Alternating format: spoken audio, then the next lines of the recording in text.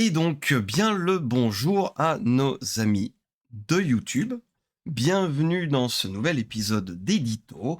Un épisode qui sera le dernier de l'année. Et pas des moindres, puisque j'ai le plaisir d'avoir avec moi Jérôme et Maude. Bonsoir à vous deux. Merci. Bonsoir. Merci d'avoir pris un petit peu de temps, quelques jours avant Noël, pour être parmi nous. Et on est ensemble pour parler du... J'ai envie de dire, c'est peut-être un petit peu putassier de le dire comme ça, mais j'ai l'impression que c'est un peu le plus gros projet de jeu de la fin d'année, puisqu'il s'agit du projet de Pénombre, le jeu de rôle Pénombre, qui est donc qui est tiré d'une série de romans assez bien connus. On va en parler un petit peu après. Jérôme, donc toi, tu es responsable de la gamme, auteur, relecteur, enfin, Voilà, je suis un 80, peu partout. voilà, 80 casquettes différentes. Et Maude, Maude qui est avec nous, est l'illustratrice en chef qui a un petit peu inspiré la totalité de l'univers visuel et de la perception que les gens vont se faire dans leur tête quand on va parler de Pénombre. C'est quand même pas mal du tout. Bienvenue à vous deux. Euh, Merci pour l'invitation. Écoute, c'est la moindre des choses. Merci d'avoir accepté parce que je sais que tout le monde n'est pas absolument à l'aise avec, avec le fait de passer à l'écran et de faire un petit peu de la promo. Donc, c'est vraiment un grand plaisir de vous recevoir. Euh, alors, Pénombre, c'est donc un jeu qui est développé en jeu de rôle euh, sur Para-Ether Labs, du coup, mais C'est sous ça. licence de Mnemos, C'est à la ça, base. exactement. En fait, Mnemos est propriétaire des droits des romans et de leur exploitation sous toute autre forme que les romans. Donc, Ouais. pour créer un jeu de rôle ou potentiellement demain un jeu vidéo, un film, une série Netflix dans les royaumes crépusculaires de Mathieu Gabory, il faut effectivement obtenir une licence de Mnemos. Et c'est ce que nous avons fait. Ok, ok. Alors, le projet, il est né il y a combien de temps? Parce que ça prend du temps, tout ça. Ça dépend, si on parle du spermatozoïde ou si on parle de la lueur d'espoir dans l'œil du père. Euh, Si on va chercher très loin, c'est un projet qui existe, depuis que Agon a disparu, donc sa précédente incarnation. ouais. Heu, donc 2003, hein, la fin d'Agon et de Multisim, si ma mémoire est bonne, c'est 2003-2004. Et nous, à ce moment-là, on était déjà impliqués, y compris Mode, hein, dans cet univers au travers du fanzine du Souffre-Jour, Oui. dont elle était illustratrice de couverture dans ses jeunes années d'études, et de quelques illus intérieurs aussi, voilà, et dont moi j'étais le trésorier cofondateur de l'association du fanzine. Voilà. D'accord. Et donc, rapidement, la question s'est posée de qu'est-ce qu'allait devenir cet univers lorsque la gamme officielle est morte. Mhm. Il y a eu plein de propositions, hein, de notre part et de la part d'autres personnes, au cours des 20 années qui ont suivi, on va dire, Oh, oui, oui, j'allais dire, effectivement. qui se sont toutes plus ou moins heurtées à différents problèmes. Voilà, il y a eu toute une épopée autour des droits d'Agon, adaptation des royaumes crépusculaires. Et en fait, le début de commencement d'une porte de sortie, ça a été en 2012, quand Pierre Coppée, qui avait été auteur sur Agon, et que moi je connaissais au travers d'autres projets, heu, m'a envoyé un mail en me disant: «Mais en fait, on est des gros débiles, on n'a pas besoin de faire Agon 2, on peut faire un autre jeu de rôle dans l'univers des crépusculaires, réinterpréter les romans et repartir de la base qui, elle, n'appartient qu'à Mathieu Gabory et à l'éditeur des romans. Voilà, et donc ça permettait de s'affranchir de tout un tas de problématiques des droits de feu Multisim qui étaient repartis vers leurs auteurs respectifs, etc. Oui, oui, oui, oui, oui. Tout à fait. C'est resté un peu lettre morte pendant longtemps, d'autres projets se sont montés, toujours avec l'optique de récupérer Agon. Et en fait, en 2021-2022, l'idée a plus paru tant saugrenue que ça. Donc on s'est penché avec une petite équipe de 5, Pierre Coppée qui était de nouveau là, Julien Arnaud, Alexandre Clavel qui sortait du projet Écrime, Jérôme Rutili et moi-même, on s'est penché dans les romans en fait en disant: «Mais voilà, est-ce que c'est vraiment une idée crédible? Est-ce qu'il y a, tout ce dont on a besoin dans les romans pour repartir à zéro et retrouver la saveur que, nous on avait connue en tant que joueurs à nos tables d'Agon et cetera?» Et on s'est rendu compte qu'en fait, oui, tout à fait, voire mieux, parce que d'une part, Agon s'était affranchi de certaines choses des romans qu'ils avaient choisi de ne pas conserver, Mmh. ou avait expliqué certains flous de manière qui, nous, ne nous satisfaisaient pas. D'accord. Et en parallèle, Mathieu, lui, avait continué à écrire des choses. Tout à fait. Il avait réécrit ses romans, d'une part, et puis il avait écrit de nouveaux romans aussi, dans lesquels il apportait beaucoup de nouveautés, que ce soit en termes de peuple, que ce soit en termes aussi de démontrer à quel point il était capable lui-même de briser son univers, de le déconstruire et de le reconstruire.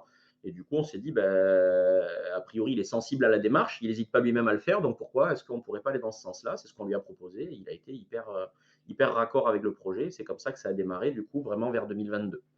D'accord, donc là, on a, allez, on va dire, au-delà de la lueur d'espoir dans le regard du Voilà. père, comme pour reprendre Là, ton idée. on est au spermatozoïde, là, ça y est. Voilà, on y est. On est dans la lueur d'espoir du spermatozoïde, en fait. Voilà. Voilà. C'est très bien. Très bien, très bien. Et donc, avec tout ça, 2022, on va dire, les choses prennent leur envol. C'est ça. En fait, en 2022, on obtient la licence. On fait une note d'intention qu'on présente à Mathieu Gabory, qui valide sans réserve, qui la présente à Mnemos, qui valide et qui nous octroie une licence. Et donc, à ce moment-là, ben, on entame un vrai développement professionnel. On sort de nos notes de chantier Ouais. et, on, et on rentre dans quelque chose de beaucoup plus construit, où là, ben, effectivement, on pose une Bible, on pose un chemin de fer, on réfléchit à comment on va organiser la gamme, par quel bout on le prend. Mathieu, lui, était très sensible à l'accessibilité, au fait de rendre le jeu facile d'accès, on va dire, pour les gens qui ne connaissent pas forcément beaucoup l'univers, Oui. ou ceux qui seraient intimidés par sa réputation de richesse, de complexité, etc. On Mmh. va peut-être en reparler. Moi, je ne suis pas tout à fait d'accord avec ça sur la réputation de complexité de l'univers. Mais voilà, c'était une chose à laquelle il était sensible. Donc, on s'est assez rapidement orienté vers l'idée du jeu à mission, centré sur une ville qui était déjà présente dans les romans, afin de pouvoir faire rentrer les joueurs par la petite porte, Oui, hein, voilà, c'est une donc, vraiment les mettre sur des rails au travers d'une mission qui leur permet de découvrir l'univers par petites touches, ouais. sur lequel ils ne se retrouvent pas largués, parachutés au-dessus d'un truc où ils ne savent pas quoi faire. Voilà. OK. OK, OK, OK. Bien. Ça donne déjà, déjà une bonne petite, idée. Effectivement, c'est important déjà de placer parce que Pénombre, c'est une gamme nouvelle, mais qui a énormément d'histoire, en fait. Donc c Oui, oui, bah, il y a effectivement toute une richesse, de l'univers et des relations humaines qui se cachent derrière ce projet, tout à fait. heu, qui effectivement, sont pas tout à fait équivalentes à ce qu'on aurait pu faire, si on était juste, sortis de notre salon en disant: «J'ai une idée de jeu de rôle», quoi. Voilà. Oui, tout à fait, tout à fait. Et derrière ça, j'imagine, également pour Maud du coup que, pour toi, il y avait déjà énormément de boulot qui avait été fait en amont. Je suppose quand même que le projet ici a amené des nouveaux défis aussi? Oui, tout à fait. Alors on va parler de montée de lait du coup. On file la Même dans métaphore, la allez hop, on est parité. parti. Apporter un J'ai peu de remarqué que parité. alors, c'est le biologiste qui parle, il y a pas eu de fécondation pour l'instant, donc c'est bizarre, hein. Oui, oui. Ce Heu, sera peut-être un objectif, dans la campagne de financement, on verra. Oui, oui. j'ai cru que tu allais dire couper au montage, mais Absolument pas, on assume. Du coup, tu allais dire, nous t'interrompons grossièrement. je ne sais plus. Tu ne sais plus, ça c'est normal. Donc oui, je voulais dire, il y a probablement eu, du coup, passer du fanzine à quelque chose qui est vraiment là, cadré avec, une continuité de gamme, poser des fondations. Il y a des inspirations, j'imagine. Il y a eu des gros défis là derrière. Oui, bah, alors moi, j'avais pour mission de faire des petits visuels, tu sais, les petits culs de lampe, les des petites illustrations, qui viennent ponctuer, l'objet, Ouais, heu et comme il était question de faire de la couleur, ce qui est plutôt rare, je crois en jeu de rôle, enfin, j'ai pas l'habitude de manipuler les livres, moi je suis plutôt joueuse que voilà, mais Il y en a mais de plus en apparemment il plus. de quoi? La couleur, il y en a de plus en plus. On est sorti des Oui, années oui, oui, 90 et ouais. c'est sûr. Heu, mais en fait, il s'agissait de faire quelque chose de à la fois faisable financièrement Bien sûr. et à la fois un peu en couleur quand même. Mmh. Donc on a essayé de trouver un entre-deux qui fasse que ça rentre dans le budget et que, tu me dis si Jérôme, si je dis des conneries, hein. Non, Si je oui. voilà Je vais pas commencer à te et mansplainer ton travail.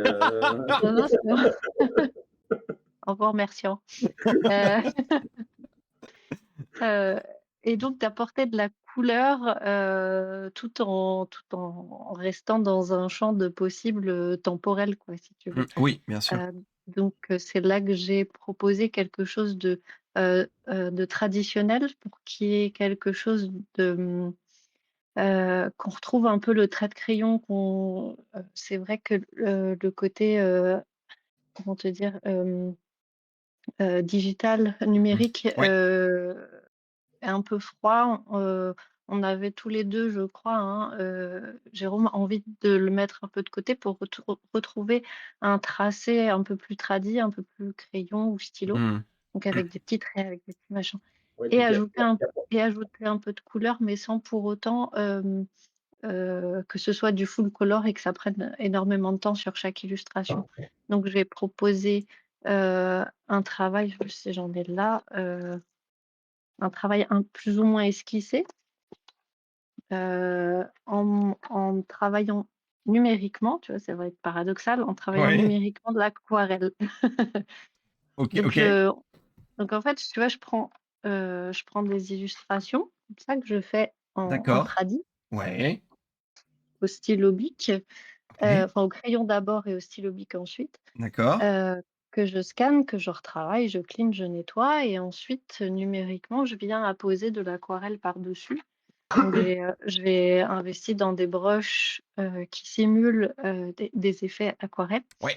des superpositions de couches, des lavis, des Mmh. machins et c'est vachement chouette. On retrouve vraiment le côté agréable sans avec un droit à l'erreur évidemment, Mmh. merci le numérique. Oui, On effectivement. peut faire des contrôles Z, c'est cool Mmh. et ne pas boire l'eau de son aquarelle par erreur. Ça nous est Ça tous arrivé. j'allais dire, ça sent Mmh. l'expérience personnelle, ça. Oui, oui. Et tes TDAH, quand tu es dans une tunnelisation et que tu as soif et que tu que ça, tu fais: «Merde». Tant que c'est pas 3e le fois. Bon. tant que c'est pas le white spirit qui permet de nettoyer les Ouais, c'est ça. pinceaux, ça va. c'est pour ça Ou qu'elle l'eau est de jamais passée à la l'acrylique peinture aussi. à l'huile. Donc voilà, on a trouvé un compromis. J'ai proposé quelque chose d'un peu ce qu'on appelle le non finito, c'est un rendu un peu non fini, Oui, tout à fait. pour pas avoir à tout faire, pour gagner du temps et pour garder cet aspect, traditionnel, Mmh. chaleureux et humain.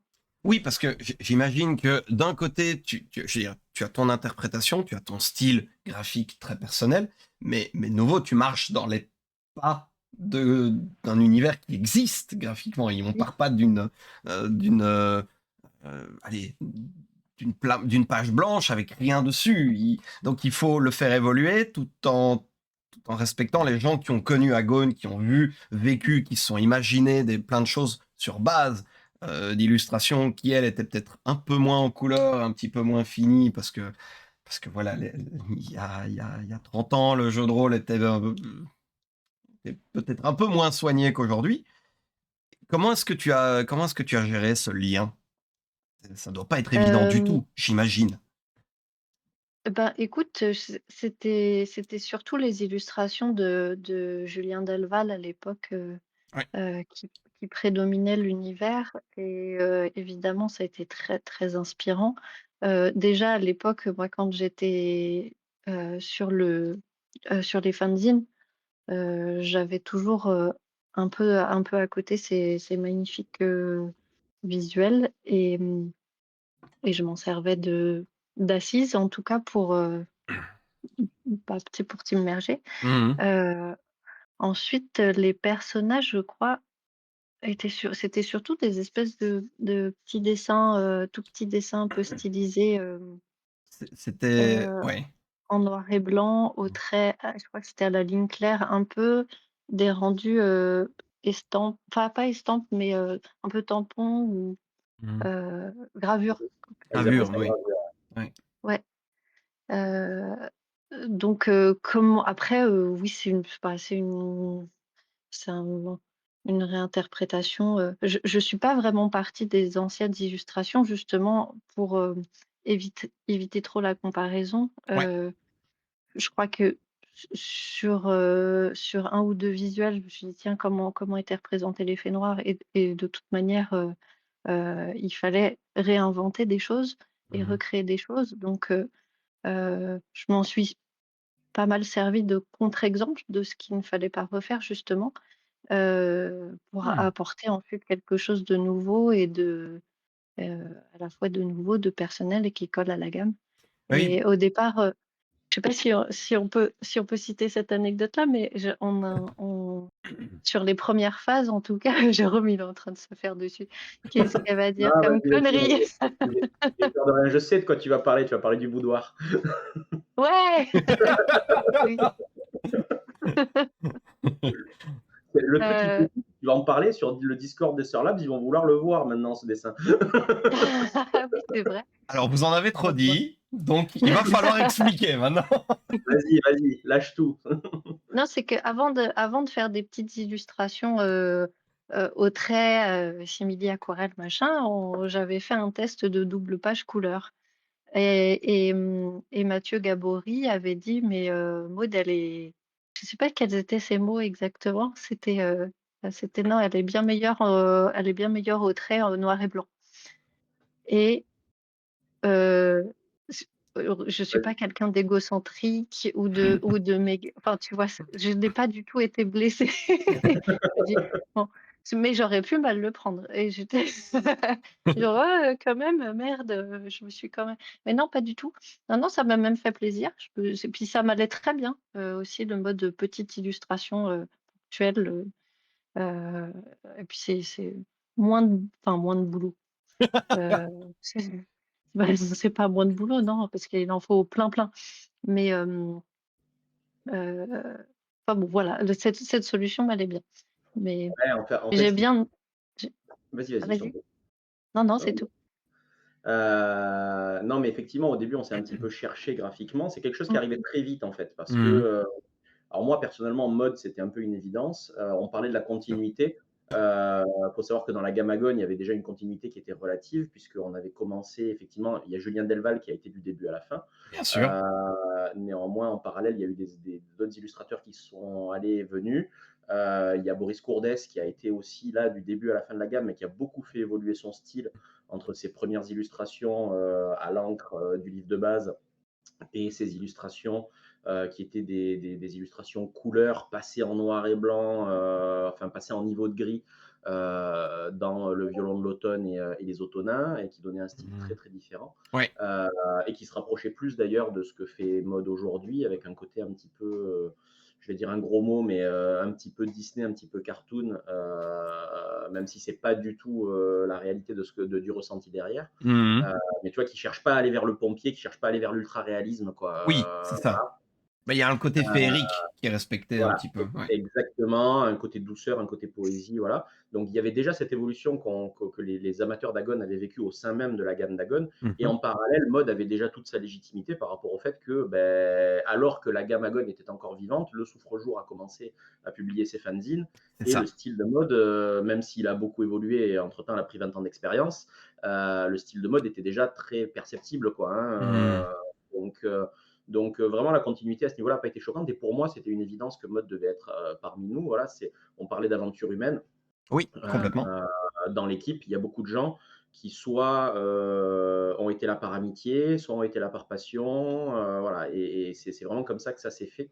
Heu et donc voilà, mode était une évidence. Après ce qui était plus compliqué, c'était, quel mode on voulait à l'intérieur du Ouais. projet. Heu et effectivement, au début, moi, j'avais pensé à un projet où elle était là à 100 il y aurait eu que elle.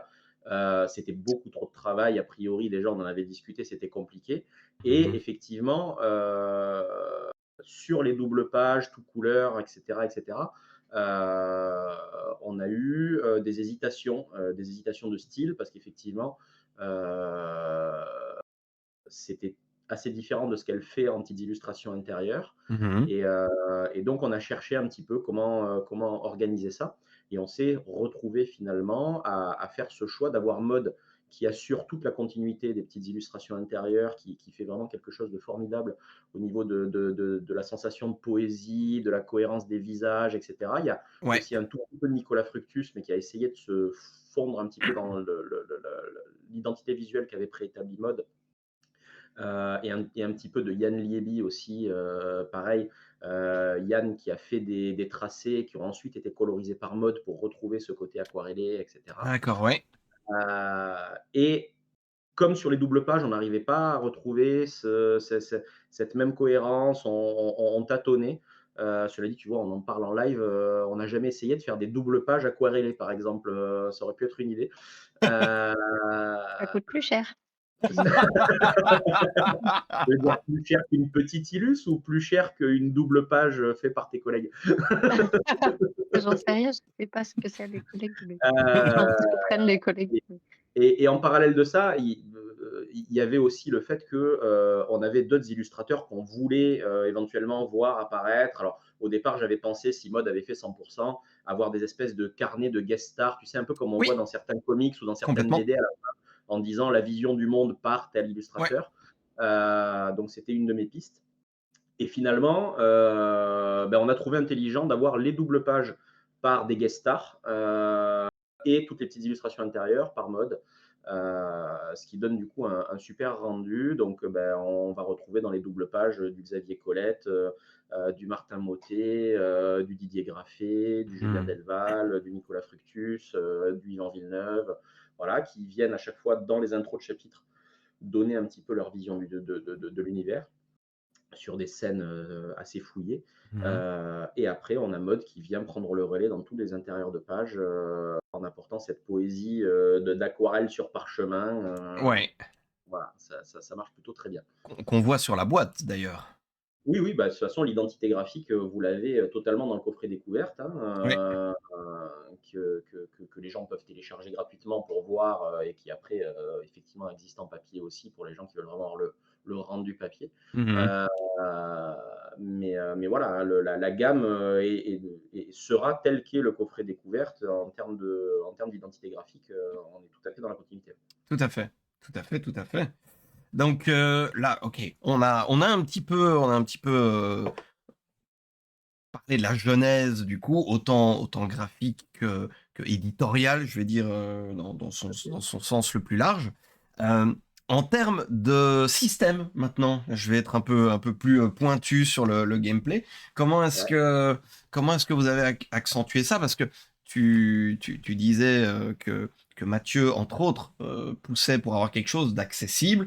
Donc bon, Agone ouais, c'est un système qui a son âge, donc qui était aussi, un système qui était le fruit d'une époque et d'une mode dans le jeu de rôle. Là, j'imagine qu'il a fallu peut-être un petit peu dépoussiérer les choses. Comment est-ce que vous avez géré ça du coup? Alors, sur le système Dagon, déjà, on ne pouvait pas le reprendre puisque évidemment, on n'est pas la suite Dagon. Donc Voilà. l'idée, c'était de partir sur quelque chose de différent. Comme tu le disais, il avait aussi, voilà, ressortir aujourd'hui un système équivalent à celui Dagon. Ça parlera à certains nostalgiques, mais je suis pas sûr que ça emporte l'adhésion. Ouais. Voilà, donc l'idée, elle était très simple. Le système qui est aujourd'hui utilisé dans Pénombre, il préexiste largement à Pénombre, en fait. C'est un système qui a été au départ, un petit peu, co-conçu par Jérôme Rutilly et moi, Mmh. heu, pour nos tables, en fait, hein, par rapport à nos envies, notre façon de jouer, les choses Et tu sais, on joue tous à des jeux de rôle en se disant: «Non, cette règle-là, elle me saoule, Oui. j'ai pas envie de m'en servir». Voilà et donc eh beh, on est parti d'un peu de ce débroussaillage-là en disant: «Beh, si cette règle-là, elle me saoule, dans mon jeu, j'en veux pas». On a commencé un peu à élaguer et à voir un peu la base qui nous restait. Et donc on a un peu élaboré, on va dire tout au long des années 2010, un système plus ou moins générique, plus ou moins patchable, mais qui correspondait à notre façon de jouer avec un peu un leitmotiv qui était de dire, l'idée c'est pas de lancer les dés pour savoir si tu vas réussir, parce qu'on se retrouve tous face à des situations où, on lance le dé, on réussit pas alors qu'on aurait bien aimé réussir et où finalement ça te frustre, ou ça te Mmh. pourrit la soirée plus qu'autre chose. Ouais. Donc l'idée, c'est pas de lancer le dé pour savoir si tu vas réussir, c'est de lancer le dé de lancer le dé à un moment où tu vas devoir réfléchir à qu'est-ce que tu veux mettre en œuvre pour gagner, si tu veux vraiment gagner. C'est-à-dire que, on a effectivement un jet de dés, parce que les rôlistes adorent le jet de dés, hein, moi le premier, il y a pas de problème là-dessus. Mais l'idée, c'est d'avoir suffisamment d'outils à côté pour venir influer sur l'aléa, si le jet de dés n'est pas en ta faveur. Maintenant, évidemment, tu peux pas à chaque fois contrecarrer l'aléa. Il va falloir faire des choix entre à quel moment j'accepte mon jet et à quel moment je ne l'accepte pas. C'est ça, c'est Voilà. prioriser, en fait, à quel point tu veux, aller piocher dans des jauges qui te permettent Exactement. de Voilà, compenser. Mmh. te donner les moyens de réussir. Voilà, C'est te ça, donner les ouais. moyens de Mmh. donc vraiment l'idée de base, elle était là. Après, on a essayé de prendre plein d'ingrédients, hein. On prétend pas avoir, réinventé la poudre, hein. Je pense que la plupart des JDR d'aujourd'hui, à quelques exceptions près, prennent un peu des ingrédients à droite à gauche, les idées qui jugent bonnes, essayent de trouver un moyen de les marier de manière intelligente. Même Apocalypse World qui à l'époque avait, totalement, renversé la table. Si tu le regardes bien, finalement, leurs histoires de si tu fais 6 ou moins, si tu fais entre 7 et 9, Mmh. c'est un peu les conséquences, les prolongations, les ceci, les cela, hein, voilà. C'était juste plus une autre façon de présenter les choses que C'est ça. réellement un système sorti de nulle part. Donc voilà un petit peu quelles étaient les réflexions et ça a débouché sur un système que moi j'appelle ludico-narratif, c'est-à-dire vraiment un système où on voulait, avoir du fun et de la narration et que la narration soit fun aussi.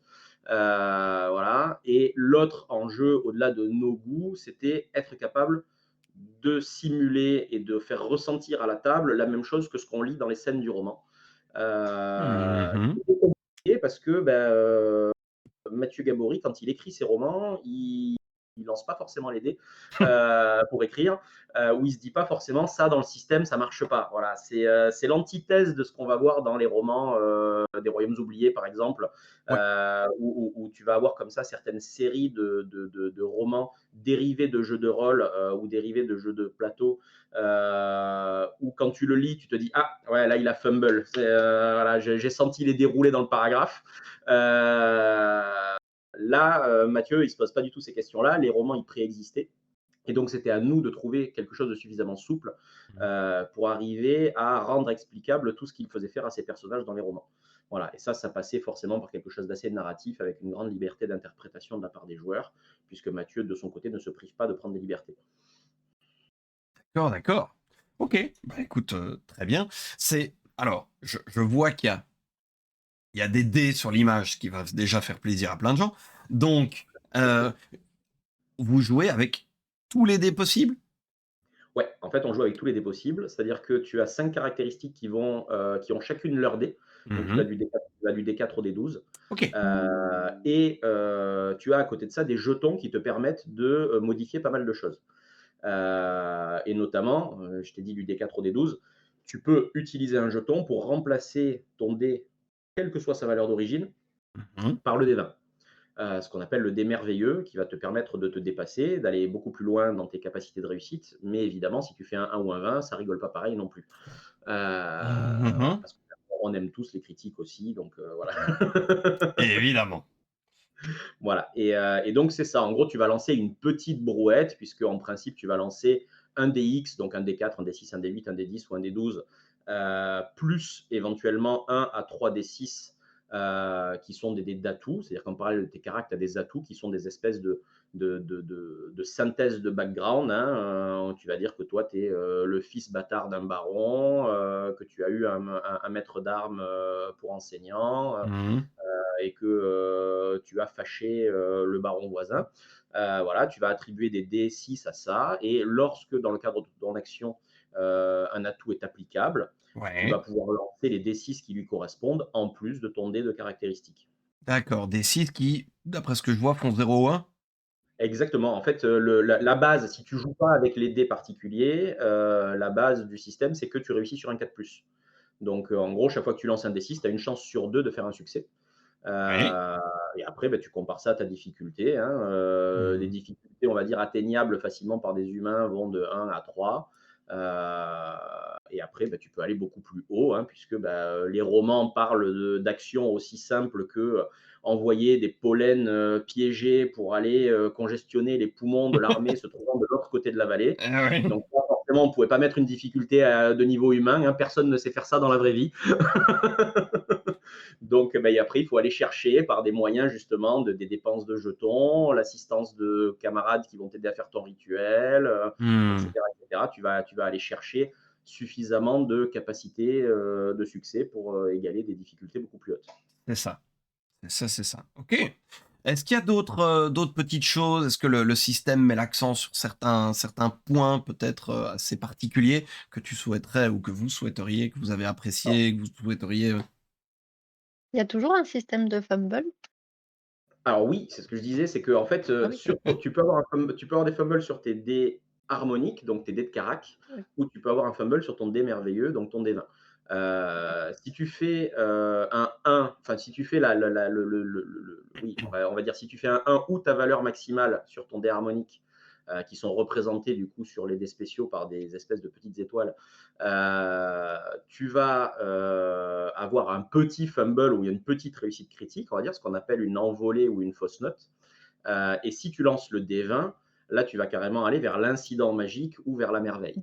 Et là, tu touches, comme il s'appelle des merveilleux, tu touches vraiment à la trame de leur monde.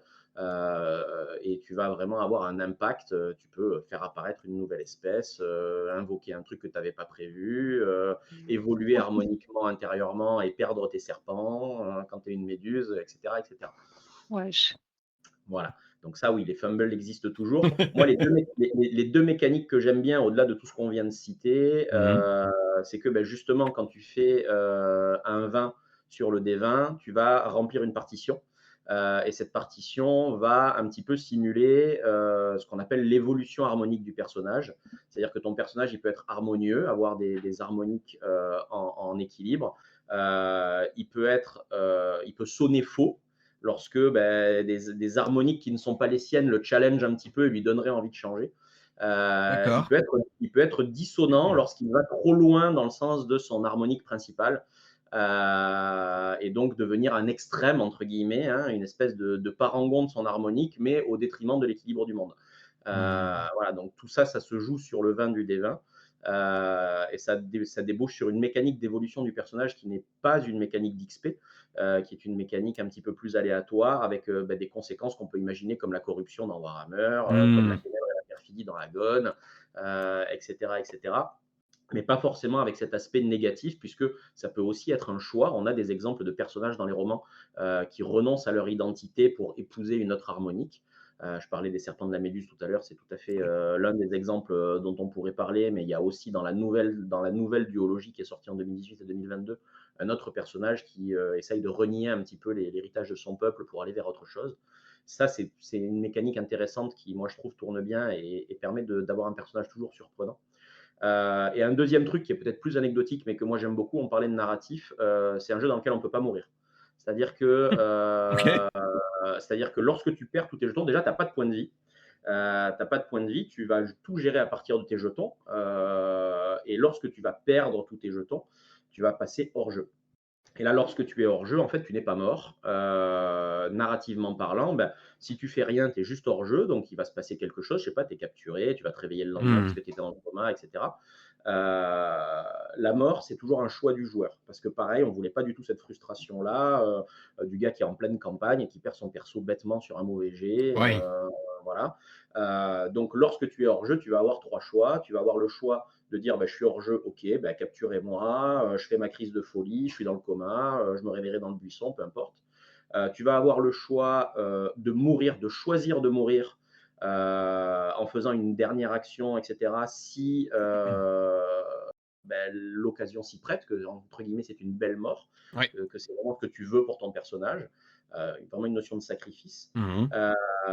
Et tu as aussi la possibilité de te surpasser, c'est-à-dire là, à ce moment-là, tu dis: «Moi, je veux essayer d'aller plus loin», on te rend 3 jetons, tu te régénères brutalement comme un chevalier du zodiaque qui se Oui. relève, mais par contre, tu sais que si tu fais ça et que tes 3 jetons, tu te démerdes de les reperdre, bon, bah, là, tu es cuit. Là, Voilà. oui, oui, OK. OK.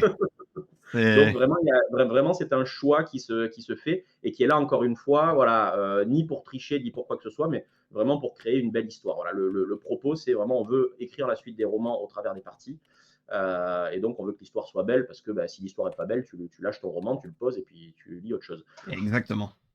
Mais Voilà. on peut pas en faire un film à un moment? Je suis sûre que Guillermo del Toro, il ferait des trucs mais tellement beaux sur Pénombre, je te jure. Bah, Le écoute, je te laisse labyrinthe de passer, moi j'ai pénombre. pas le contact, hein. Moi j'ai le contact de Mnémose, Si, c'est tout, Guillermo del Toro, je te laisse le gérer. Bon, on bah, peut voir, écoute, quoi.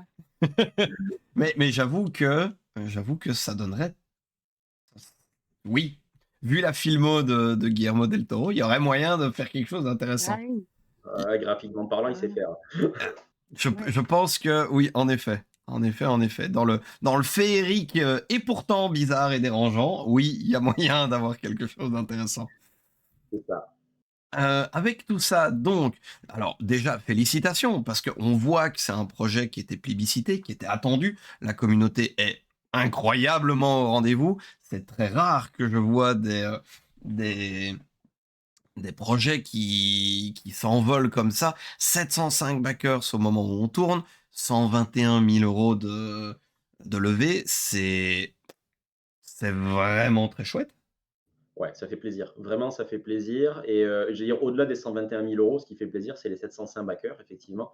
Parce que, pour qu'un jeu de rôle vive et qu'il ait, une continuité et cetera, il faut qu'il ait une communauté. Oui. Nous, c'est ce qu'on a été pendant 20 ans, hein, la communauté des fanboys de merde, de Hagon et de Mathieu Gabory. Voilà, nous, c'est une chose dans laquelle on croit beaucoup. Parce que plus on pourra partager cet univers-là avec nos petits camarades de jeu, mieux ce sera. Bien sûr. C'était un peu l'un des objectifs de Pénombre aussi, parce que tu as toujours des gens qui vont te dire Agon existait déjà, on n'avait pas besoin de Pénombre pour jouer dans les royaumes crépusculaires.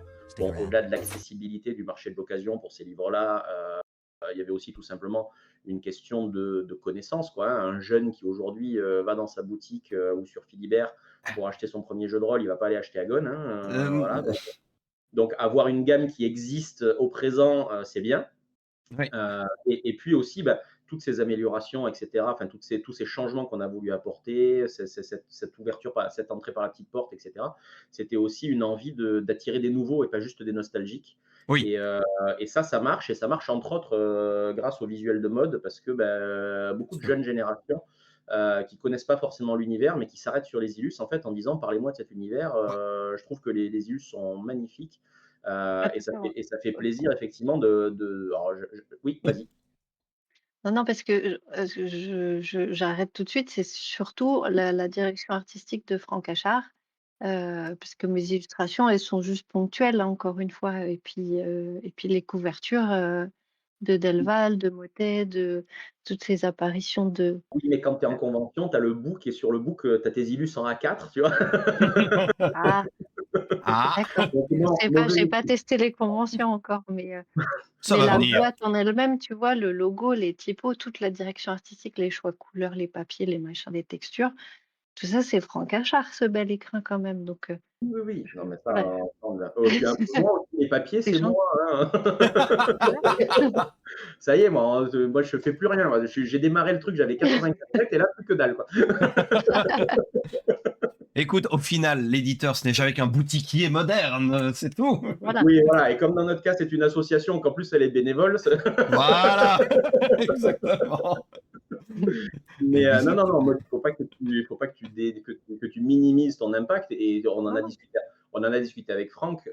Franck lui-même dit que c'est aussi tes illustrations qui ont inspiré la façon dont il a géré la charte graphique. Et donc, quelque part, Ouais, il y a un côté renvoi d'ascenseur dans les deux sens, quoi. on s'est inspiré, Tu vas c'est ce dire qu'on que veut si les dire. gens s'arrêtent, c'est parce que la page est belle et que toi, tu n'es qu'une petite vignette sur la page. Et Franck va dire que si la page est belle, c'est parce qu'il s'est servi de tes illustrations comme inspiration. Donc, D'accord. OK. Donc voilà, je voilà. t'ai mansplainé Et pourquoi il ne fallait pas que tu te dénigres, tu vois. d'accord. Donc, à quel point le mansplaining est-il autorisable si c'est pour le bien? Enfin bref, soit, ça devient Voilà, très compliqué. c'est pour dire à une femme de ne pas minimiser son travail par rapport à celui d'un homme. Voilà. Voilà, oui, c'est ça. Éthiquement, ah non. Ah là là, je me sentais pas femme moi dans mon discours, je me sentais juste, artiste. Artiste, voilà. Non, mais écoute, alors, oui, mais si on valide ça, on t'objectifie. C'est encore pire. Tu ne te rends pas Ah oui, compte. c'est vrai. Oh là là, tout ça est tellement woke. Oh mon On Dieu. est quand même à une époque où les débats vont toujours très loin, quoi. C'est formidable. Oui, c'est ça. Ah, écoutez, de toute façon, je pense que ce qui est intéressant, c'est de voir il y a une espèce de cercle vertueux où chacun a amené une pierre au projet tout en s'inspirant de ce que les autres ont fait et que ça a donné pour finir ce qui arrive ici. Et un résultat qui rencontre clairement l'adhésion d'une énorme partie de la communauté parce que hein, il y a des chiffres qui ne mentent pas. Surtout que au final, vous n'êtes que à la moitié du projet. C'est ça. Ouais, on a volontairement voulu faire un financement long parce que bah, la période de l'année déjà se prête pas forcément aux dépenses express. Oui, Et puis ben, on a aussi, on est tous saturés de publicité, de projets, de ceci, de cela. Moi, il y a plein de projets que j'ai loupés simplement parce qu'ils duraient que 15 jours et le temps que je sois au courant, c'était fini. oui, Donc on a vraiment voulu pousser un petit peu comme ça. Ça permettait d'étaler ça sur 3 salaires aussi, voilà, entre ceux tout qui à fait. touchent fin novembre, ceux qui auront les étrennes à Noël et ceux qui vont toucher leur salaire en janvier. Donc vraiment, encore une fois, accessibilité, tu vois, pareil, au niveau des prix, on a vraiment essayé de voulu se tenir à des tarifs qui sont cohérents par rapport à nos dépenses, mais les plus bas possibles aussi pour rendre la chose accessible. Mmh. Il y avait la logique, on a une espèce de diptyque en fait entre le grimoire des éminences, le pensoir des psycholunes. Au départ, on avait éventuellement imaginé en faire une espèce de livre du joueur, livre du maître, ce qui obligeait les gens à avoir les deux. Donc finalement, on s'est rabattu vers le format plus classique, livre de base, livre des secrets, ce qui fait que les gens qui veulent vraiment découvrir le jeu, jouer en mode mission sans forcément se poser la question des éternels, des ceci, des cela, des grands mythes cachés derrière, bah, ils peuvent jouer juste avec un bouquin, etc. etc. Voilà. C'est ça. Ça, je Oui, me demande Aujourd'hui, si savoir qu'on est à 121 000 euros et qu'il reste 20 jours, on peut imaginer avoir encore quelques évolutions dans les chiffres, effectivement, et ça fait plaisir de se dire que peut-être d'ici la fin, on va passer une communauté de 1000, peut-être, je ne sais pas, on verra. Hein. Après, là, Noël et jour de l'an vont arriver, forcément, les gens auront autre chose à faire, hein, mais après, il faudra travailler le rush final, voilà. tout, tout à fait. Tout à fait, tout à est-ce que fait. Tu allais dire. 705 backers, ça veut dire qu'il y a 705 maîtres de jeu? En fait, c'est des futurs maîtres de jeu qui investissent Pas là-dedans forcément ou maître de jeu, mais effectivement, traditionnellement, on a envie de dire que c'est plutôt les maîtres de jeu qui achètent. Ouais. ouais, Et, c'est ça. et Parce que traditionnellement, il y a ton maître de jeu qui fait n'achète pas ça, inséré insulte. Il y a hors de question que tu connaisses les secrets de l'univers. Et donc, je oui, c'est ça. répondrai à ça, n'hésitez pas à acheter le livre 1. Voilà. Exactement. C'est exactement ça. Du coup, je voulais un petit peu voir. Donc, vous aviez des paliers. Vous en aviez certains qui ont été pulvérisés avant même qu'on ait le temps de dire ouf. C'est Euh, ça. voilà. Là, sont encore affichés dans les objectifs récents. Il y a eu le palier des 100 000 avec des sets de dés donc, qui sont offerts à toute une C'est ça. partie des gens. Et alors ça, c'est ultra important, c'est que c'est une des questions que j'allais vous demander. C'était un petit peu, tiens, est-ce qu'il y a une compatibilité VTT qui est prévue? Et en fait, la réponse, elle est là, oui, puisque, Oui. puisque les Ouais. dés sont même ajoutés en virtualisation des dés sur Foundry, du coup. Exactement. En fait, on a créé le système Foundry déjà, enfin, c'est pas moi, hein, parce que moi, j'y connais rien et je suis très mauvais en distanciel. Donc, on a 2 collègues, qui nous ont créé le système BTT Foundry, effectivement. Mhm. Déjà pour la boîte de découverte, au format découverte. Et au fur et à mesure que les paliers et que les livres, apparaissent, on ajoute au fur et à mesure, à chaque fois dans Foundry, tout ce qu'il faut pour améliorer le système, le rendre complet, avoir les dés spéciaux, etc., etc. Voilà. Ouais. Clairement, euh, ça, c'est ce qui a été atteint donc aux 100 000. Ouais, Tous les 5 000, il y a un module principal. Donc, ok, un souscripteur qui va gagner un petit bonus. exactement. Ils sont déjà 5 à avoir des dédicaces de Mathieu Gabory et d'un illustrateur, dont Maud fera partie, puisqu'elle m'a donné son accord de principe. Et ça, c'est tellement classe, j'avoue.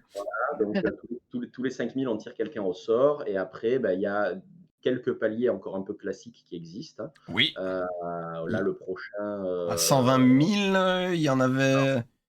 à 120 000, il y avait un truc particulier, et à Ouais. 130 000, il y a un truc un Oui, peu avec particulier. toi. Alors, À 120 000, il y avait toi, c'est ça? donc, à 120 000, un hymne à la danse. Est-ce que vous pouvez un petit peu en dire plus là? Parce que bon, Alors, en c'est. fait, il y a quelques paliers, qui étaient plus ou moins secrets, mais qui arrivent plus vite que prévu parce que, bah, à un moment donné, comme tu dis, hein, les paliers jusqu'à 45 ou 60 000, ils ont été, plus ou moins pulvérisés dans les premières heures, voilà. Donc, on s'est retrouvé, alors dans les au-delà des 100 000 euros, en fait, ce qui se passe, c'est que, Mathieu, et ça, on le retrouve aussi dans sa façon de concevoir les magies, et cetera, est un grand fan de l'artisanat. Ouais. Il adore, voilà, les gens qui font des pièces uniques, les gens qui savent travailler le verre, le métal, et cetera, et cetera. Et donc on voulait créer quelques pièces comme ça un petit peu particulières. Et à 120 000 €, ce qu'on a fait, c'est qu'on a fait créer pendant la conception du jeu, un danseur inspiré d'une illustration de mode, donc, hein, la première illustration qui a officiellement servi à annoncer le projet Pénombre, donc Mhm. le danseur au sablier, qui est l'illustration de l'éclipsisme.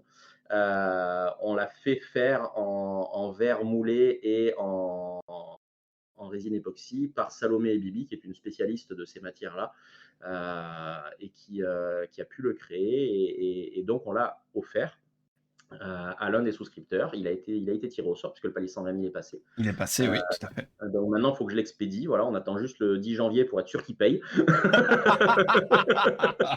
C'est vrai que ce serait le truc, Voilà, effectivement. il reçoit le cadeau, puis il annule son pledge. Il annule son pledge.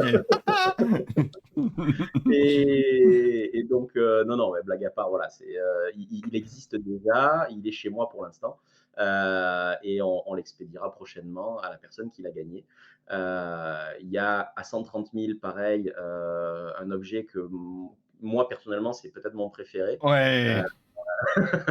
et Ouais. ben, c'est mon préféré à double titre, c'est parce que je connais le travail du bonhomme, et c'est du grand travail. En plus, j'ai vu les croquis de ce qu'il compte faire sur la couverture, etc. Il m'a fait un petit peu l'estampe, entre guillemets, des designs, et ça va être assez dingue. Et en plus, c'est intéressant parce que c'est parmi les objets d'artisanat qu'on va proposer, l'objet qui est le plus utile en jeu, puisque l'idée, c'est de relier les chroniques des crépusculaires, donc la partie, on va dire, vraiment journal de la vie d'Agon de Rocheronde, dans ces trois versions différentes, la V1 de 1995, la V2 de 1999 et la V3.5 de 2013. Mhm. On les fait relier, chacun en un seul volume. Et ce sont des livres qui sont trouvables à l'Orgol dans certaines librairies, comme biographie d'Agon de Rocheronde. Et il y a toute une campagne dans le livre des secrets qui, entre autres choses, va s'intéresser au fait que ben, ces biographies, elles ne racontent pas toutes la même chose, puisque Mathieu a réécrit ses romans. Ouais. Et donc, si elles ne racontent pas toute la même chose, pourquoi? Voilà, qu'est-ce qui est vrai? Qu'est-ce qui est faux? Est-ce que ce qui semble faux a un fond de vérité? D'où ça viendrait? Etc. etc. Voilà, donc moi, c'est un peu l'objet que je préfère par rapport à ça, parce que ça va être super beau, ça rend un très bel hommage au roman, et c'est utile en jeu. Donc, voilà. Ouais, tout à fait, tout à fait. Alors, 150 000, là, on a un On a un nouvel livre, écrin. Exactement, on a une nouvelle boîte, qui a exactement la même tête, on va dire, en termes de cartonnage et cetera, que celle du coffret découverte. Parce que, tout simplement, on s'est rendu compte qu'on avait, trop, sorti de tirets à part, de petites têtes de jeu, de plans, de machin, de bidule et que, moi, il y a un truc que je déteste, c'est que quand je reçois un financement comme ça à la maison, ça finit en général bourré au fond d'un tiroir. Ouais. Et je voulais pas ça, donc j'ai réfléchi à une solution, alternative et on s'est dit que tout ranger dans une jolie boîte dans laquelle on pourrait mettre un petit peu tout ça, ça serait très bien. Donc à 150 000, voilà, on offre, aux gens une boîte qui permet de tout ranger. D'accord, d'accord. Parce que Euh, initialement, pour ceux qui ont suivi le projet depuis le début, j'avais annoncé que le coffret découverte permettrait de ranger, notamment l'écran, ce qui est le cas, hein, vous pourrez ranger votre écran dans votre coffret découverte. Le souci, c'est que vu tout ce qu'on a débloqué, si il vous rentre plus. vous foutez tout dans votre coffret découverte et qu'un jour vous voulez jouer au coffret découverte, vous allez en avoir pour une demi-heure à trier. Donc on a Évidemment. cherché un plan B. D'accord, d'accord. Ok, ok, ok, ok. Il y a d'autres trucs qui sont cachés encore, qui sont pas annoncés, qui existent? Si au-delà de 150 000, il n'y a plus grand-chose, mais il y a une paire de trucs. Ouais. Il y a une paire de trucs. Il y a un moment donné où moi personnellement j'avais envie de faire comme font certains financements, ce que je trouve extrêmement vertueux. C'est de dire là on arrête tout. Il n'y a plus de paliers, on laisse tomber. Voilà, si vous voulez continuer à souscrire, c'est très bien. Vous avez un pack amélioré là, avec tous les paliers déjà débloqués, mais voilà, on fait rien de plus. Mhm. Euh, Finalement, la réalité me donne tort, c'est-à-dire que je trouve que l'animation autour des paliers, etc., c'est quand même une forme d'émulation de la Ouais, communauté. tout à fait. Ça les amuse, etc. Du coup, je change un peu mon fusil d'épaule de ce point de vue-là. Les idées, ça manquait pas. Après, il y a deux contraintes. La première, c'est de pas exploser le budget. Et la deuxième, c'est de pas exploser les délais. Parce que si on rajoute, je sais que par exemple, il y a des gens qui ont un petit peu commenté autour du fait que on pourrait continuer à offrir des scénarios. Le scénario, c'est l'archétype du truc qui te fait perdre du temps. Parce que il faut l'écrire. L'écriture, c'est pas forcément toujours comme quand on fait ça pour la partie de pote du samedi soir et qu'on l'a écrit en 2 heures. C'est plus compliqué que ça. Ouais, il faut que ce Derrière, soit compréhensible par des gens qui vont le lire et c'est ça qui prend énormément de temps. oui, et puis il faut qu'il s'insère de manière cohérente dans la gamme existante aussi. Si on vous balance un scénario bonus, mais que c'est un scénario qui ne se passe pas du tout au même endroit et qui ne parle pas du tout des mêmes choses, vous allez vous dire Hmm. qu'est-ce qu'il fout là. Donc il y a toute une cohérence à créer. Il y a une rédaction qui n'est pas celle du samedi soir. Derrière, il y a un travail d'illustration complémentaire pour mode et éventuellement pour d'autres. Il y a un travail de maquette et ça, c'est l'archétype du truc qui coûte pas très cher, on va dire, sur le principe, mais qui va te bousiller complètement ton délai de livraison. Et c'était vraiment, voilà, les deux paramètres, ils étaient là.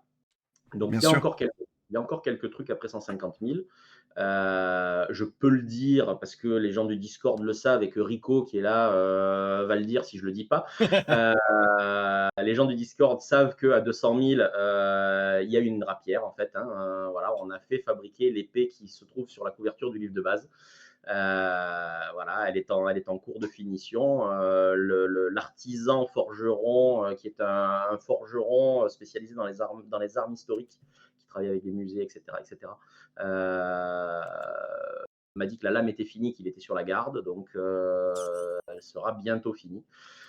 Mais voilà, mais ça, je sais pas si on y arrivera. Et comme je l'ai dit, c'était un truc que je faisais pour moi au départ. Voilà, j'avais envie de me faire plaisir. Donc, si vous arrivez à 200 000, je vous la filerai de bon cœur. Si vous n'arrivez pas à 200 000, vous inquiétez pas, elle sera bien gardée.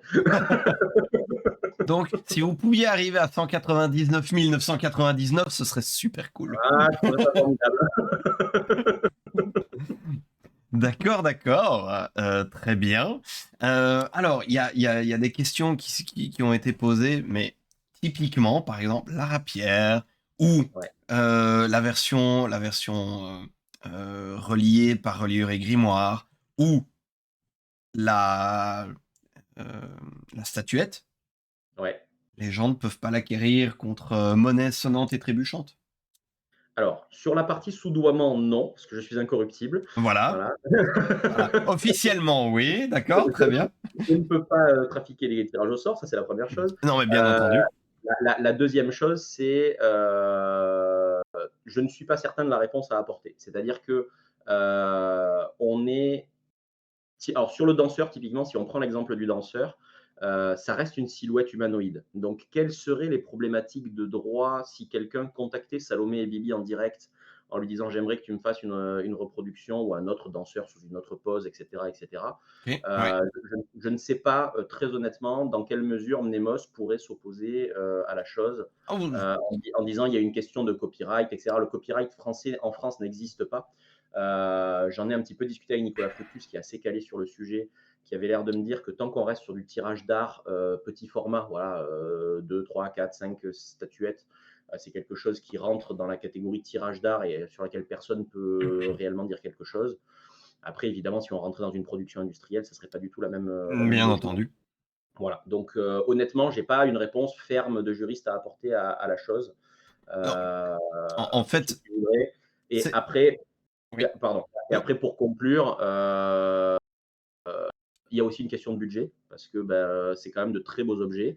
oui. On va dire le moins cher, même si c'est celui que je préfère, c'est la reliure, hein, parce que, Mmh. reliure et grimoire, qu'on n'a pas cité tout à l'heure, a cet énorme avantage d'être hyper, qualitatif, hyper pertinent, hyper, chouette dans tout ce qu'il fait et en plus pas si cher que ça, on va dire, hein, voilà, ça reste un budget, mais on reste sur des choses qui sont cohérentes. Sur Salomé, sur, l'épée, je Ouais. préfère être honnête avec vous, on commence à être sur des trucs à 4 chiffres. Donc si vous voulez vous les faire faire et que vous en avez les moyens, faites-vous plaisir, contactez-les. Mais il y a un vrai budget derrière aussi. C'est des beaux cadeaux qu'on vous fait, quoi. Voilà, on voulait se faire plaisir, c'était une envie que j'avais, c'est une envie que Mathieu avait, mais c'est vraiment des beaux cadeaux. Oui, en fait, la question, c'était: «OK, s'il y a des gens qui souhaitent l'avoir, est-ce que c'est quelque chose qui pourrait être mis, par exemple, en option?» Ou OK, Alors, boum, c'est à autant.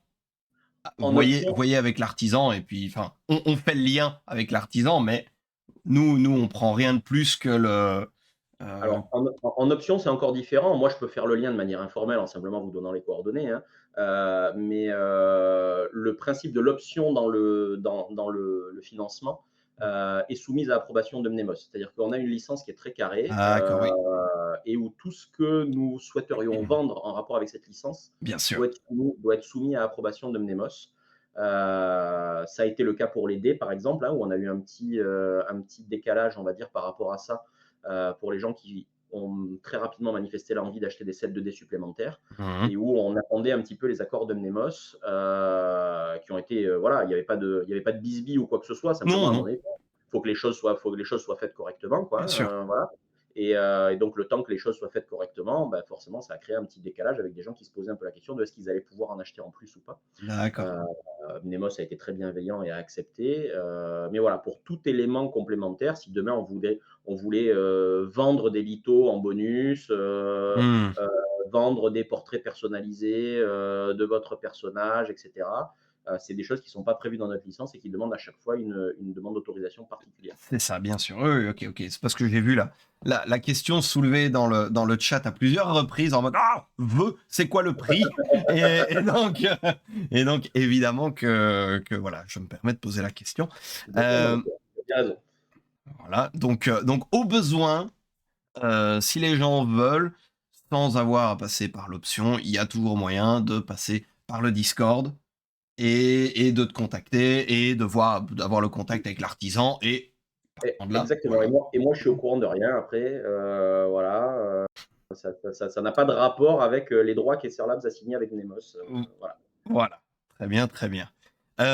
Au-delà de ça, alors, on va regarder un petit peu les différentes contreparties, du coup. Oui, Qu'est-ce que les gens peuvent avoir et bon, qu'est-ce qu'ils ont, en fait, pour quel prix? Évidemment, il y a l'accès aux options à 0 €, ça c'est classique. 49 €, là, on a Éminence Grise, c'est donc le livre de base et le PDF. c'est ça, exactement. Donc c'est le prix du livre de base, hein, il aura le même prix en boutique, Mmh. simplement là vous avez le PDF qui est cadeau, hein, on vous offre en Ouais, même temps, c'est et ça. vous avez une chance de vous le faire dédicacer si vous êtes tiré au sort. Voilà. Très Voilà, bien, et en vous effet. avez aussi, bah, les options, hein, puisque, enfin les options, les paliers. Ce qui va débloquer avec les paliers, ouais. Voilà, puisque en fait, même si vous n'avez que le livre de base, les portraits de PNJ tirés à part, les Mmh. petits tirés à part, et cetera. Évidemment, tout ce qui est en rapport avec votre livre, on va vous l'offrir quand même. Voilà, les paliers ne sont pas réservés qu'au pack all-in, quoi. Bien sûr, bien sûr. Juste après ça, je vois que nous avons pour 147 € le pack Psycholune, où là, on a plein de Là, bouquins. tu Là, tu as tout. Tu as le livre de base, donc le Grimoire des Éminences. Tu Oui, as le Panthère de Psycholune, qui est donc le livre des secrets, pour caricaturer, hein, évidemment. oui. Heu et tu as l'Orgol, la Cité des Mille Tours, qui, n'est plus un pack et un écran et son livret, mais qui est un livre et son écran.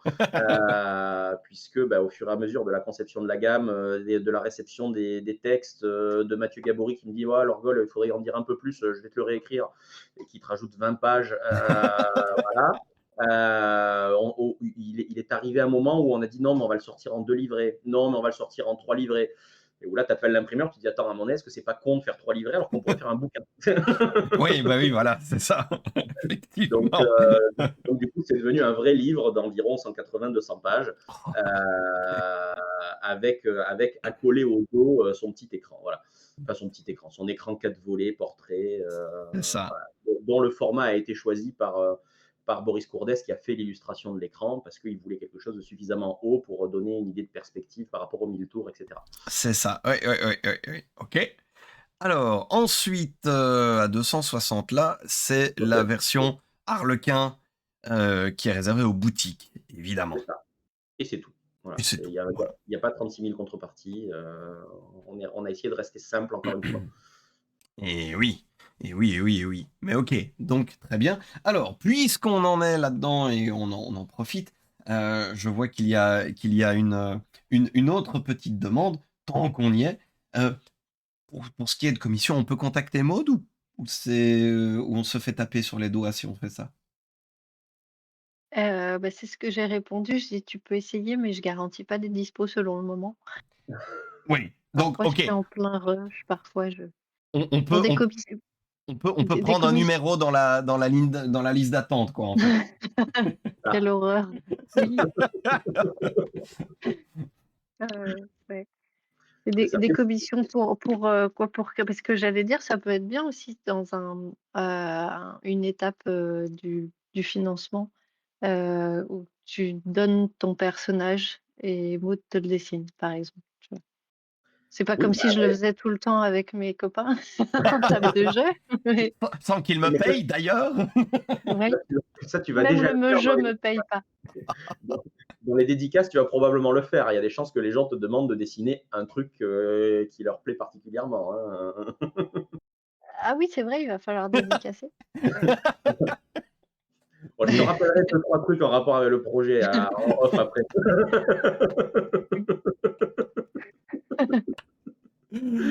Aïe, aïe.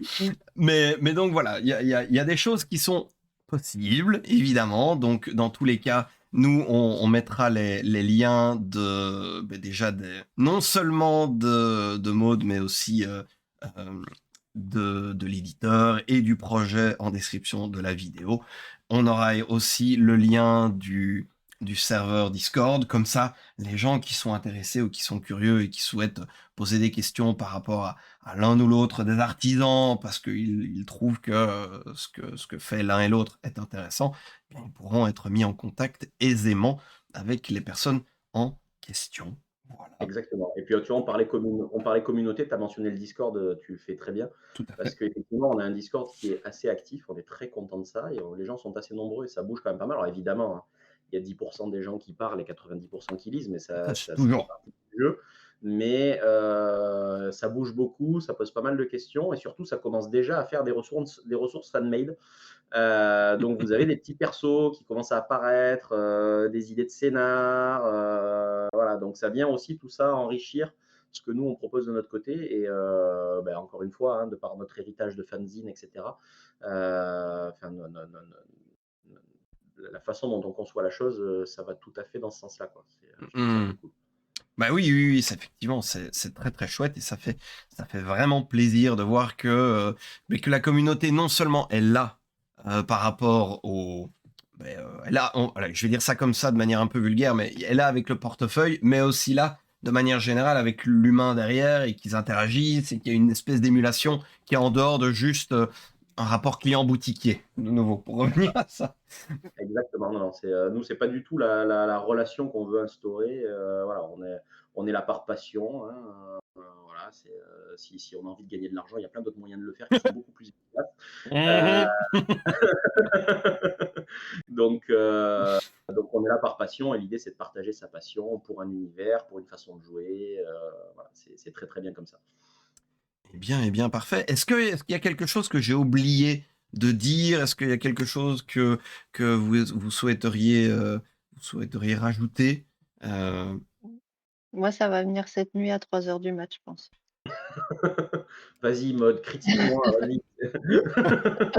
Oui, parce que là, je vais me faire taper sur les doigts en commentaire parce que la parité de temps de parole homme-femme n'a pas été respectée. Donc, On est d'accord. Non, mais encore une fois, je me vois pas en tant que femme, en tant donc, qu'individu. ok. Éditeur artiste. Voilà, l'artiste n'a pas assez parlé, vas-y. Oh Tu as là un là, quart mais d'heure j'en de sais quartier rien. libre. J'ai rien préparé. Ah si, bah, je sais pas si je peux en parler là. Je me demande, toutes ces petites illustrations là, que j'aime bien montrer parce que je sais que les gens aiment bien les voir. Mais tu vois, j'ai fait ça dans des petits carnets un peu jolis et Ouh. comme, j'en parlais la dernière fois, je me demandais si je vendais le carnet entier ou si je vendais les illustrations séparément. Voilà Moi, et je pense que vu le prix du carnet, tu devrais séparer les pages. ouais, c'est possible et après je garde la reliure, c'est cool et j'en refais. Tu vois, il fait plein de c'est des petites illustrations qui sont au max des demi à 4. Ouais. Après attends, je sais pas si je l'ai celui-là. Heu, J'en ai des plus grands qui m'étaient demandés et ouais, non, j'ai rien préparé, comme une glandue, Non, mais c'est normal, évidemment. écoute. Heu, voilà, j'avais des plus grandes illustrations qui tenaient pas, mais qui peuvent être vendues aussi et je sais pas du tout dans quel contexte, les vendre, Tes o est-ce tes qu'on ori se tes originaux t'appartiennent, donc ouais, non, tu mais peux si vous absolument vouliez faire c'est comme on avait fait, une année à Carcassonne, thème de vente aux enchères avec Delval, c'était cool, ah! dans Ouais, le bah, donjon. peut-être il faudrait l'organiser dans le cadre d'une convention ou d'un truc comme ça parce Mmh. que ou alors il ah ça y est, ça alors tu rajouteras comme casquette organisateur de convention. De tombola de convention, attention. Voilà, voilà, voilà. Mais oui, oui, après tout s'imagine. Dans tous les cas, moi, je serai impliqué au-delà de l'éventuel relais puisque, bah, comme je te dis, tes originaux t'appartiennent à 100 et tu en disposes comme bon te semble. Donc les gars, vous voyez, vous aviez l'air de vouloir acheter des trucs. Oui, non, la priorité, elle va au pledge d'abord. Démerdez-vous avec l'artiste, voilà. Bah, après, alors justement, on se pose une question peut-être qui vaut la peine. Euh, Vous allez être présent où? Parce que avec Octogone cette année, qui est un petit peu, enfin cette année, en 2026, qui est un petit peu au milieu de Troll et Légendes, de Kaisersberg et tout ça, vous allez être Ouais. présent à des endroits ou? Alors, Octogone, c'est le plus facile pour moi, clairement. Ok. Alors on n'a pas trop fait l'historique, j'en ai vaguement parlé en décalé, mais c'est pas mon vrai métier en plus du reste, hein, je Oui. suis là par passion. Donc j'ai 3 enfants et des vraies heures de travail à assumer en plus du reste. Et du coup, ça limite beaucoup mes déplacements de week-end. Bien sûr. Donc Octogone, c'est vrai que moi je suis dans le sud de la France, c'est le plus facile pour moi d'accès de manière très claire. Donc Oui. je serai à Octogone, ça c'est sûr. Mhm. Heu, Normalement, je suis en train de louvoyer pour être, sur le stand de mon distributeur, au Fige. D'accord. Mais le Fige, pareil, c'est pas forcément facile, pour moi, même si je suis pas très loin, c'est pas des dates qui sont hyper pratiques pour moi. Trolls et légendes, j'adorerais, mais c'est vraiment assez loin et pour tout te dire, je connais même pas les dates. Kaisersberg, c'est difficile d'accès a priori. J'ai demandé une paire de fois, mais les places sont vraiment très très chères en termes de rareté, hein, pas en termes de prix, mais Mhm. en termes de rareté. Les gens qui y vont bizarrement ont envie d'y retourner tellement c'est pas bien. Voilà. Voilà. Et du coup, ben, les places stand ne se libèrent pas. Voilà. Ouais, ouais, ouais, ouais, ouais. Donc Kaisersberg, c'est plus une question d'accessibilité parce que j'ai vraiment très très envie d'y aller. J'ai jamais eu l'occasion d'y aller même en visiteur, mais ça vaut vraiment le détour, semble-t-il. Oui, oui, oui. Pour y aller régulièrement.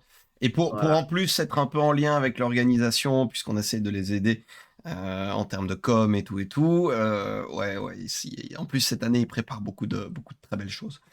D'accord. Ça Donc pour me dire qu'il faut que j'y vienne, quoi. Même en touriste, il faut que j'y vienne, quoi. alors, honnêtement, ne serait-ce que pour évaluer la chose, venir, voir un petit peu comment ça se passe, qu'est-ce qu'il y a, comment c'est structuré, c'est tellement différent de tout le reste, parce que c'est un marché, enfin, c'est l'équivalent d'un marché de Noël, mais pour le jeu de rôle, quoi. C'est incroyable. Donc voilà, c'est vraiment sympa. Et comme dit, ils travaillent sur pas mal de petites choses pour l'édition de cette année. Il y a aussi Ludiverse qui va commencer cette année à Paris. Alors oui, c'est le Oui. truc qui est fait par French Warmake Game Studio, non, c'est pas ça? Je ne saurais pas te dire exactement qui est derrière le projet, j'avoue. Je crois que c'est Ivy qui est derrière le projet. Alors, je sais que sur Paris, je n'y serai pas, mais j'y serai représenté. D'accord. Heu, il y aura du monde qui proposera du pénombre, si on parle bien du même, hein, parce que moi, on m'a dit Paris, mais je sais pas si c'était Ludiverse. C'est au mois d'avril D'accord. ou quelque chose comme ça, non, c'est pas C'est ça? ça, oui. Oui, Ouais, ouais, c'est pas ça va s'enchaîner cette année, ça va être un oui, oui, cauchemar. avril-mai va être tendu, ouais, Ouais. donc Ludiverse, j'y serai pas, mais j'y serai représenté. Voilà, moi, vraiment, les 2 mouvements que je vais essayer de faire, là, dans le premier semestre, c'est le Fiji Octogone, Ouais. à titre personnel, voilà. D'accord. On Et on nous suggère les utopiales aussi. ah, Allez, alors les Utopiales, on y a été, mon démonstrateur en chef qui y était, l'année dernière et apparemment ça a été très, très compliqué. Le pôle jeu de rôle est organisé de manière un petit peu bizarre. Il a eu du mal à trouver sa place un petit peu, j'ai l'impression. Alors il s'y est peut-être mal pris, hein, mais ça a été un peu compliqué les Utopiales, ouais. D'accord. bah, dans tous les cas, il y a effectivement cette année, ça va être le début d'année va battre son plein très clairement en termes de convention Ouais. et ça va être un petit peu délicat. Et puis je vous rappelle que moi je dois livrer en juillet, donc si vous me voyez tous les week-ends en convention, ça veut dire que ça avance pas. Ou c'est fini, c'est au choix, mais Voilà, oui, oui, bah écoute, on va partir du principe que c'est fini, hein. Voilà, voilà. c'est plus positif comme ça. Je suis interdit de sortie tant que c'est pas fini. Mais ça va, on t'a retiré le collier pour l'apparition à la caméra, donc la laisse n'est pas visible, tout va bien. Oui, personne n'a vu ma main gauche, hein. Oui, alors, hein, bon, bref. Allez, ça y est, ça repart sur du graveleux. Elle est là, elle est propre. Voilà. Aïe, aïe, aïe. Très bien, très bien. Bien, bah écoutez, dans tous les cas, je pense que pour tous ceux qui ont envie d'avoir d'avoir des versions qui seront peut-être augmentées par un petit mot ou un petit dessin. Vous savez que Octogone cette année sera probablement l'endroit où vous aurez le plus de chances, le plus de certitude de retrouver l'équipe de Pénombre. Pour le reste, ce sera au hasard des avancées du calendrier, on va dire. Et puis sinon, pour ceux qui souhaiteraient avoir des œuvres originales, je pense que Maud est contactable et sera ravi de faire tout un magasin Etsy, je ne sais pas, avec, Oh là là. J'aimerais pouvoir avoir le temps de faire tout ça. Mais en ce moment, je diffuse, je fais un petit calendrier de l'avent improvisé, Oh! sur des images de pénombre, des illustrations de pénombre Ah qui bah, viennent des fois moi, j'étais même pas au courant, donc Et on peut c'est trouver ça vrai? où? Sur mon Insta. Sur ton Instagram. D'accord, bah Et ouais, écoutez. ouais. normalement, j'avais coché la petite case, fait automatiquement sur Facebook, mais ça marche pas, alors ça me saoule. Ah oui, J'ai plus l'âge. oh mon Dieu. Très bien. Bah, du coup, on aura de toute façon le lien de l'Instagram qui sera également en description de la vidéo pour tous ceux qui veulent suivre le travail graphique de Maud. Voilà. Et je Euh, serai peut-être octogone, j'ai vraiment possible, je vois la question passer. Ah bah, ah, ça, J'aimerais voilà, bien. bah, viens, moi je Oui. t'invite. Voilà, tu vois, je peux pas faire mieux, je Ah, t'invite. voilà. Alors j'y serai. Tu Ah, attendais ça? Ah bravo! Oh voilà. les gars, vous déconnez, vous vous êtes mis de mèche avec elle là C'est- sur le chat. Vas-y, vas-y, pose la question, savoir si elle vient pour qu'il l'invite. La pression sociale. Déjà en amont du tournage ici, j'ai essayé de faire pression sur Jérôme pour que Maud soit mieux payée. Enfin, il y a vraiment c'est vraiment c'est un guet-apens en fait. Alors ça, j'y tiens. Par contre, on va en parler 2 secondes du coup, voilà, puisque tu en as parlé. Mais Maud pourra confirmer, j'espère, sinon c'est le moment où je me fais tendre un guet-apens.